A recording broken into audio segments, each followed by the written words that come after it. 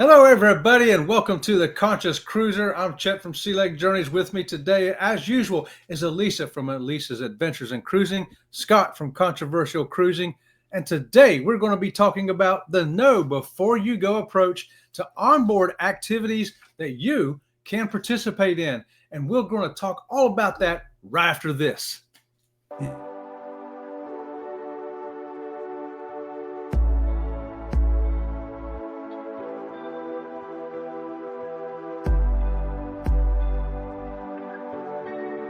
Welcome into the Conscious Cruiser podcast, the know before you go approach to cruising and travel. The smartest cruiser is the Conscious Cruiser. And your conscious casters, Elisa, Chet, and Scott. Well, hello, everybody, again. Hey, Are y'all how you excited doing? about cruising? Always excited about cruising. Well, I hope you're excited about the onboard activities that you get to participate in on a cruise or maybe watch. Sometimes people like to get involved, and some people they just like to watch other people make silliness of themselves. Okay, so that's going to bring us to our first question today. What activities on the cruise do you like to participate in or just watch other people participate in? And as usual, here on the Conscious Cruiser, we kick it off with ladies first. That's right, You Elisa. know what? Well, thank you very much. I think I just changed my answer and listening to you to give the opening there. What came to mind as you were talking is the behind the scenes kind of tours. So like the bridge tours, the galley tours, those kinds of things. I really enjoy those. But in general, I like tours and I like to do when you first get on board. Sometimes they'll have a full ship tour, but sometimes they have just the spa tour. Now, I can't always go and spend lots and lots of time in the spa, but I like to know the options. So I want the spa tour right away. Wow, of all the activities I had, I did not have either one of those on there. That's what I love about y'all. Y'all got all kinds of different information and answers. Scott, what can you add to that? Well, I have wore my MSC, my Italian track jacket to tell you guys about some of the most thrilling onboard activities. No, it's not Scarface. No, in the IMAX. No. Is it shopping? But it is on World America, the cliffhanger that hangs on the side of the ship, or the bumper cars, right? Or the 11-story dry slide down a shark, which if you ever see an 11-story shark, please run. Do not try to slide down it. But in World America, you can slide down it. All of the amazing game shows that they had like a minute to win it. And guess what? Your friend here was up on stage with a basket on his butt, trying to catch everybody's foam balls as they tried to throw them in the bucket. Okay. I'm all in. And then even on World America, in the same venue, they had the what do they call those? The virtual reality goggles, which I'm not very perception in me, not very good. So put those on and we played a game. I was screaming like a little girl. It was crazy. The floor was solid, but I thought it was lava. I was shooting dinosaurs that were aliens, and oh my goodness. So the onboard activities for MSC, the last cruise that I had went on World America, were thrilling. Were not like any onboard activities that I have ever experienced. And I know there are more cruises for me to experience, and I know there are ships that have even better activities, I guess in your perception, better activities than the World America did. But this was honestly really the first ship of its kind that I had been able to sail on that really gave a multitude of onboard activities and not just one. And one that I did miss that I could have done for free that I forgot about was the F1 simulating racer. I think that's more of another virtual reality, but I don't know if you put on a headset, but you could have drove a car on a ship or a race car on a ship. Who knew? Who knew? Mind blown. We could sit here all day and think of different activities. I know if we think back in the cruising past and our last cruises we were on, things like that. I mean, I remember starting off at Carnival. They had the old hairy chest contest, Yeah. and the belly flop contest, things like Yeah. that. I mean, good grief. And of course, the deck parties. Well, the Yes. so good. Even if you don't go down there and do the conga line and the limbo, you definitely want to watch, right? I remember another one, the mixology contest. I got to do the mixology contest a couple times. Yes. And if Yeah, you yeah. won the mixology contest, your drink got offered way back in the day, not anymore. Got Yes. offered on the ship, and they got a menu at each bar, and you could go up and order the Scott or order the Captain Controversy or whatever you wanted to order, whatever you named it. I think when I won back in like 2013, I went out of Louisiana and I named it Swamp Water. It was like deep, darkish purple, and they ate it up. It was great. Great. It was a made up recipe. So much fun you can have, so many activities. What, you think of some other ones, Elisa? Oh yeah, you just listening to you guys talk. It's like, oh yeah, oh yeah, oh yeah. But like along the lines when you were talking about the deck parties, of course you want to go start off with the sail away party. No matter what cruise line, if they have some kind of sail away party, I want to go and see what it's about and see how the cruise director or whatever their version of a fun squad is, who they are and how they're going to interact with the crowd. It gets you That's pumped up. awesome. Yeah. Gets you pumped Awesome. up and ready to go and ready to cruise. Some of the stuff we've done too is go learn the line dances. Yeah. And you always have stuff like that. We've done some crazy stuff too, like make origami. Yeah. Do you believe they have dodgeball on Virgin Voyager? Who wants to go play dodgeball? No, I barely survived that as a kid. Dodgeball, come on now. There's a lot of I'm going to activities. play there now. If he could dodge a wrench, he could dodge a ball. I dodged a lot of wrenches in my day. I'll tell you that right now. Halloween costume contest is something we did on our last cruise. And I'll tell you, I think if there was 2,500 people on that ship, I think 2,000 of them participated in the Halloween contest. Everybody had a costume on. Everybody. It was fantastic. But there's so many things that you can participate in or watch other people participate in on a cruise. But that brings us to question number 2. This is a no before you go, y'all. Nope. Not all of the activities are free. You heard Scott mention a few of them that were for free, and Elisa and myself. But some of them have additional charges. Some of them, have you ever done one that had additional charges, or do you know of some? And which ones are they? How about that, Elisa? Well, I'm going to tell you one that I've consistently missed. I always want to do it, and I have it on the forefront of my mind. And then, we start getting involved with all the activities, and I keep missing it. It is the martini mixing class. That's usually that first. Well, on Carnival, I think it's on Sail Away Day, or Embarkation Day, but other cruise lines that have it at different times. And I always want to go because I've never done that, and I keep missing it. And there is an additional charge for it. I want to say it's like it used to be in the like $25 range. And I think, I can go and sign up for it. Excuse me, right away. No, I miss it. I don't know what I'm doing wrong, but one of these days, I'm gonna get there. That's good. All right, Scott, what have you done that costs a little extra or you're considering doing?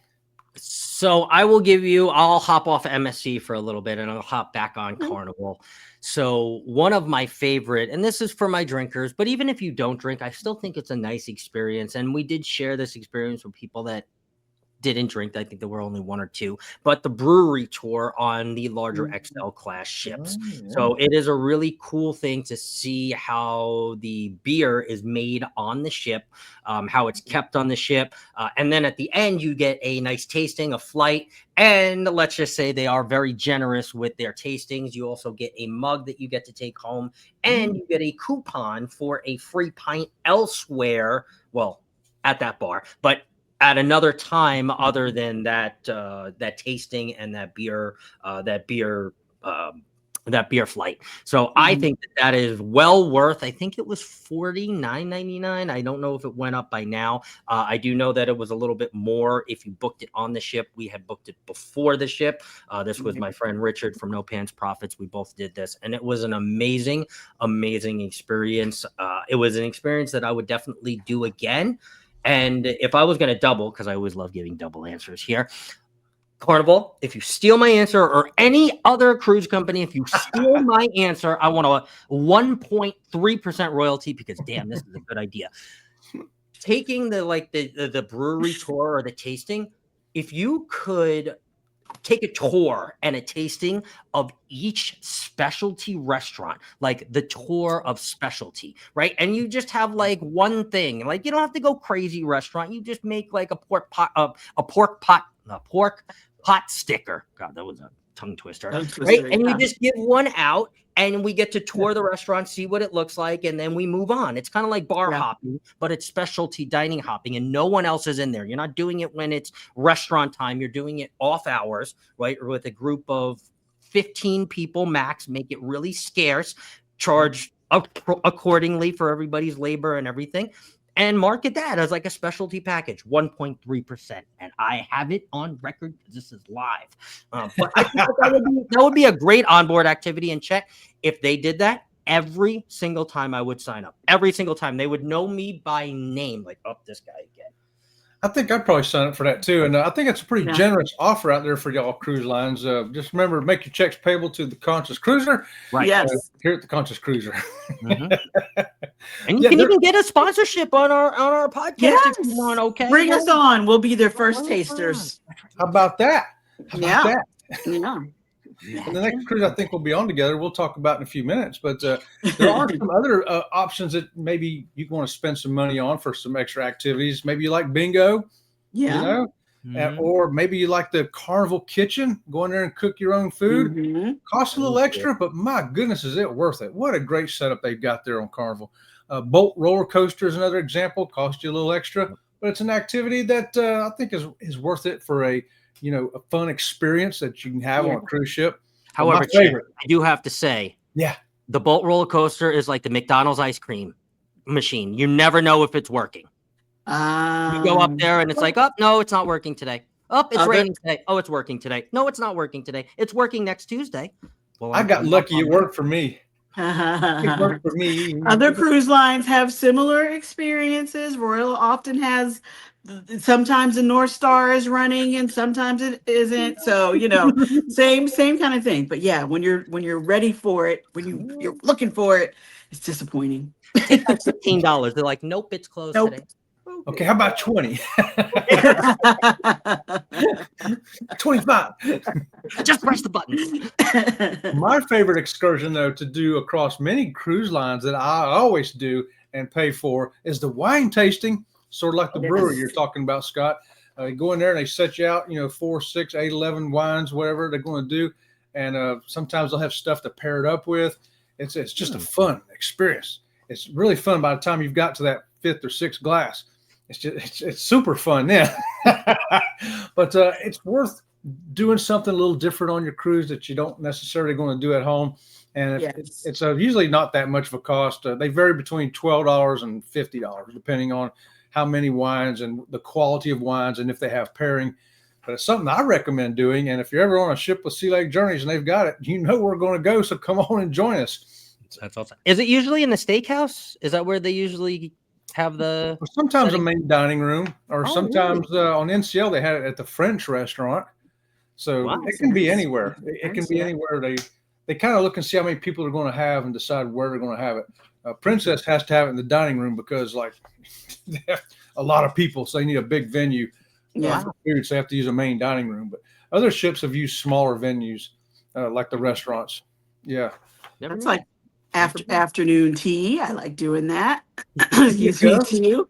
And it depends for cruise line to cruise line when they do it and which room they use as well. So, yep. And sometimes it's free and sometimes there's a cost. You don't have to worry about pinkies up, people. Just go try the little sandwiches. They have some amazing little desserts and things. So, but when both are up, it's time to go.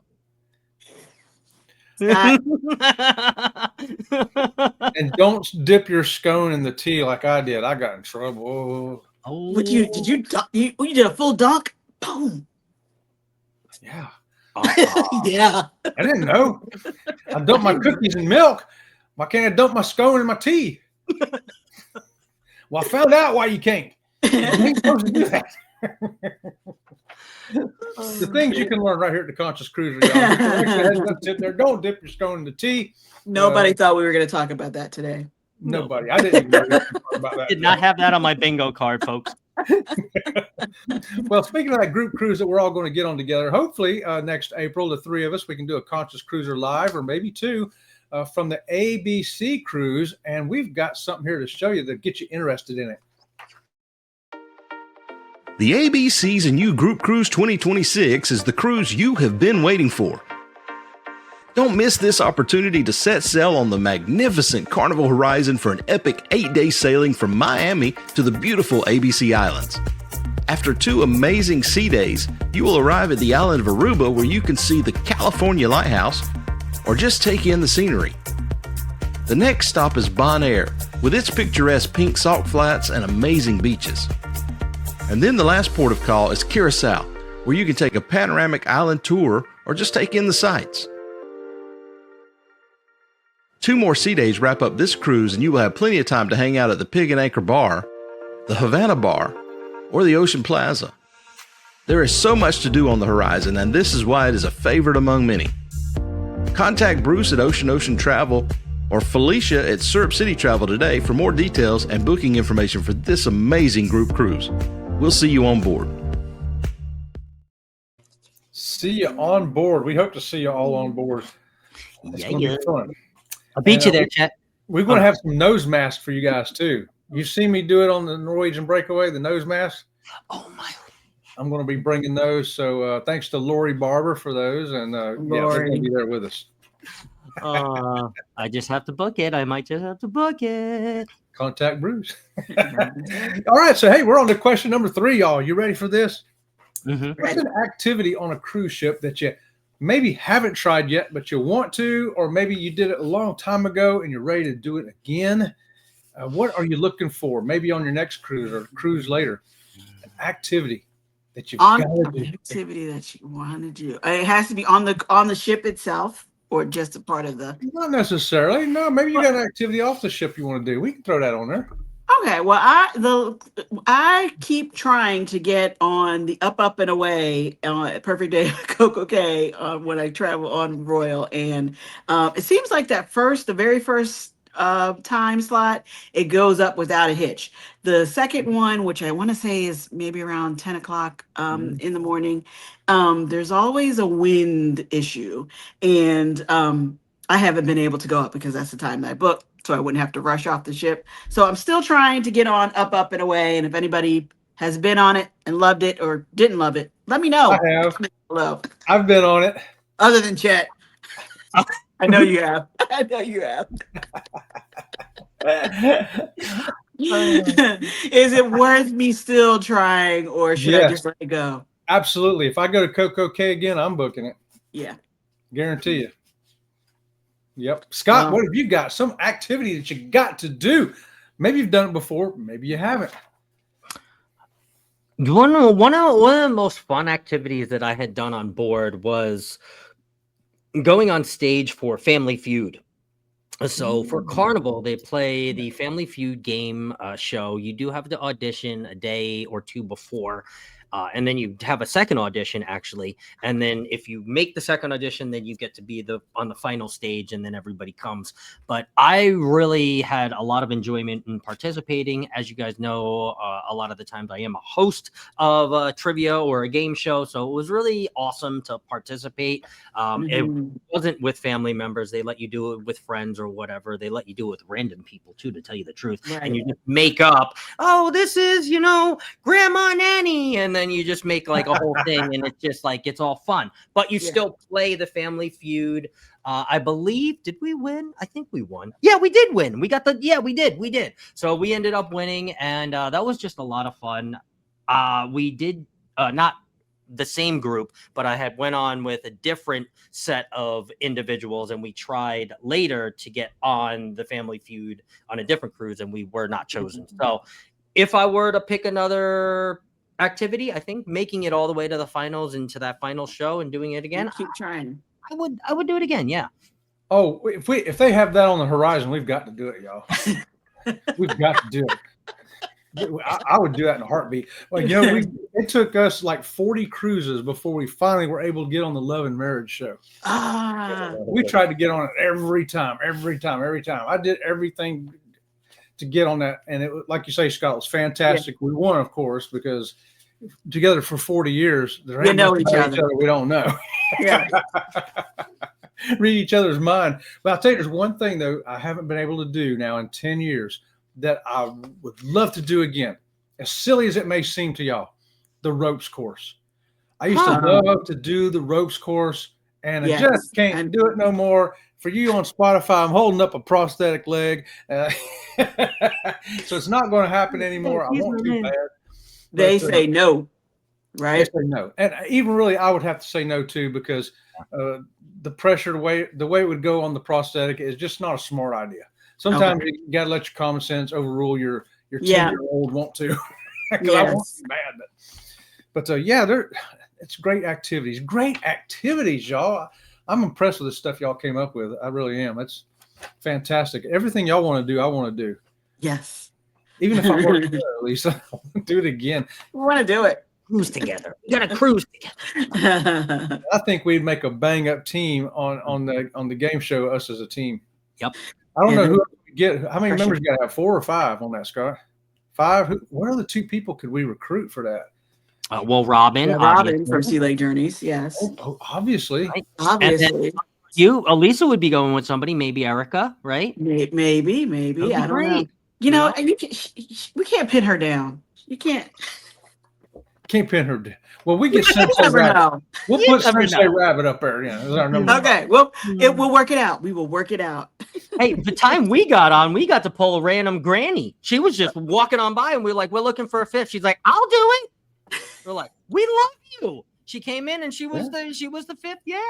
I love it. Yeah. I'm all about that. That's what we'll have to do then. We're already making plans here, y'all, for that ABC cruise. Mm-hmm. All right, y'all, it's time for the question of the cast. Okay, this is how important is a cruise director / the whatever staff it is, the fun squad or whatever, how important are they in getting you to participate in onboard activities? How important are they? The cruise director or the fun squad or the equal on other ships? How important are they into getting you involved into shipboard on activities? I think it's really important. I think it's about the body language that you are receiving from the fun squad or the onboard people, the cruise director, right? Because if you're getting I'm comfortable here, you can be who you want to be, this is a no judgment zone, right? You're going to get a lot more people to participate in what you're asking them to participate in, right? So if you have a fun squad or a crew like that, right? And that's in any sense, right? That makes you feel comfortable, you're going to want to participate more. So I do think that it is an important. I don't think that the cruise director makes or breaks a cruise. They definitely can. But I think as a whole, I think the energy of the whole squad, I think really does get you to participate more, because I have been with really good fun squads and I've been with some okay fun squads, and I find myself participating more in the activities when they're upbeat, they're positive, they want to be around, they're smiling, they feel like they want to be there, so you feel like you want to be there. It's all this reciprocal energy that you feel from another human being when you're on vacation or when you're somewhere else, like a cruise ship. Yeah, I mean, I do think I agree with you is that the energy that they bring makes a difference, and their experience / comfortability in the job and interacting with people. Because if they're comfortable and they're having a good time, and they come up to you and energetically ask you to do something, you're more likely to do it rather than like, would you please, would you mind, could you, they definitely can set the tone. Have I been on cruises where I didn't have that kind of cruise director and still had a good time? Absolutely. But for newer people or people who maybe are expecting that kind of one-on-one interaction with the cruise director, it could definitely make or break their first time experience, of whether or not they thought it was like, why do I care about that? Why would who cares if the cruise director asked me, or why is he interrupting or she interrupting the peace and tranquility right now with an announcement, because they're trying to energize the crowd and get you excited and get you to the next event. So. Right. And it's not always about energy either. I've had one of the best cruise directors who's no longer a cruise director in the industry, but his name is Neil. And I had him when I first went to Alaska, and he's not that, loud, bang, bang, right? But Alaska wouldn't be, Alaska, yeah. Not necessarily the upbeat, but like they set a tone. They do set a tone. They really do. And he was very good. And even on the Caribbean cruises, that's just not him. But the interaction that I was able to have with him in the conversations, right, set him apart from everybody else, because I felt like he was great at what he did, right? And it was not about the, big bang, right? He danced a little bit, but it wasn't like the craziness that you see from like a Kendall Fire or a Lee or anybody like that. Yeah. Good crazy, not bad crazy. Last time I saw Lee coming out for one of the Motown shows, like climbing down the bar, he's like, "Oh my God, I'm too old for this." Yeah. He's not old. But in energetic cruise director world, he's tired. Oh yeah, he's embracing that fleet director now, baby. He really is. I love him. We've had the mixed bag too, like you're describing. We've had some cruise directors that were so much of the show, you just kind of want to stand back and watch them. Yeah. The Flying Scotsman, it's like, whoa, let's check this dude out. I don't need to do anything. I'm watching him, and then we've had other ones that, like you say, weren't not really loud, but somehow just kind of drug you in. Like Donkey, he comes to mind. He just, I don't know why, he just drew us into doing stuff. He was not all over the place like some cruise directors are.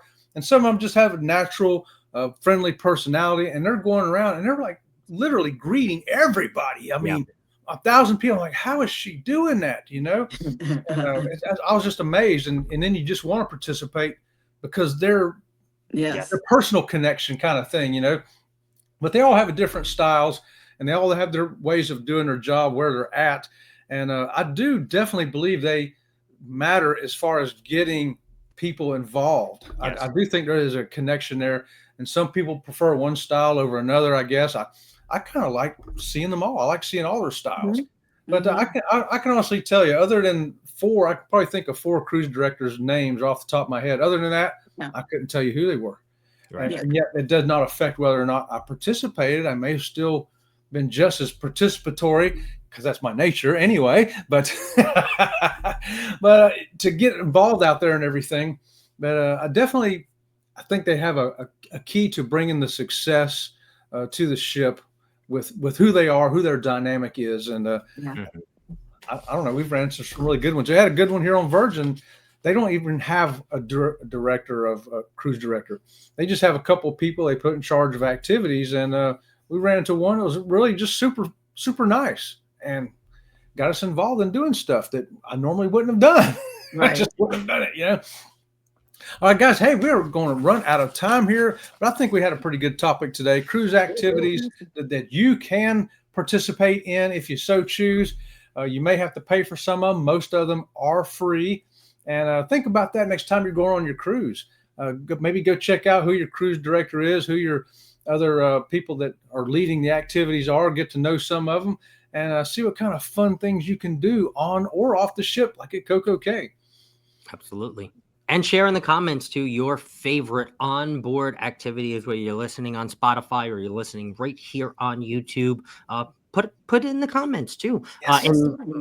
In the live comments, but also in the regular comments too. Let us know your favorite onboard activity, whether it's paid for or free. So, this has been a great episode, guys. I love it.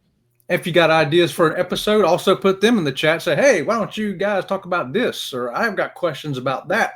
And we'll see if we can do them in an upcoming episode here of the Conscious Cruiser. How about that? Absolutely. And we'll give you a little mention too. We're always up for suggestions. So yes, thank you very much.